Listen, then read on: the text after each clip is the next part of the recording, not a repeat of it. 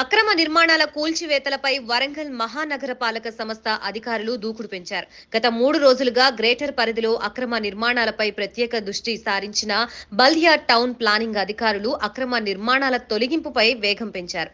తాజాగా రంగసాయిపేట శివారు పుల్లాయికుంటలో అక్రమంగా నిర్మించిన దుకాణ సముదాయాల్ని బల్దియా డిజాస్టర్ టీమ్ జేసీబీల సహాయంతో తొలగించారు.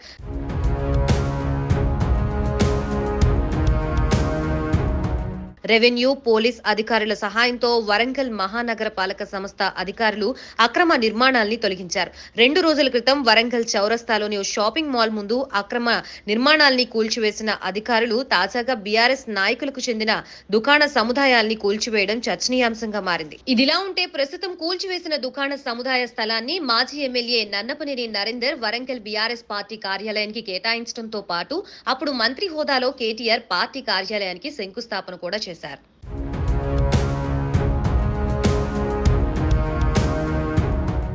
ఈ కిలవరంగల్ మండలంలోని గుర్సు రెవెన్యూ విలేజ్లో సర్వే 140 ప్రభుత్వ భూమి. ఈ ప్రభుత్వ భూమిలో సుమారుగా 8 ఎకరాల 30 గుంటల భూమి ఇక కంప్లీట్గా గవర్నమెంట్ ల్యాండ్. ఈ గవర్నమెంట్ ల్యాండ్లో గతంలో పేదవాళ్ళకి పట్టా సర్టిఫికేట్ ఇవ్వడం జరిగింది. అది భూమి కొంత భూమి సబ్స్టేషన్కి ఇవ్వడం జరిగింది. దాంతోపాటుగా ఒక 2.5 ఎకరాల ల్యాండ్ వాటర్తో లో లెవెల్ వాటర్ ఉంటే వాటర్ బాడీతో నేను నింపబడి ఉన్నది. దానికి ఆనుకొని ఏదైతే హైవే ఖమ్మం టు వరంగల్ హైవేలో పక్కనే ఆనుకున్నటువంటి భూమిలో పక్కన ఉన్నటువంటి 141 పట్టాల నెంబర్ వేసుకొని అక్రమంగా రిజిస్ట్రేషన్ చేసుకొని ఈ కమర్షియల్ సెక్టర్ నిర్మాణం జరుగుతుంది.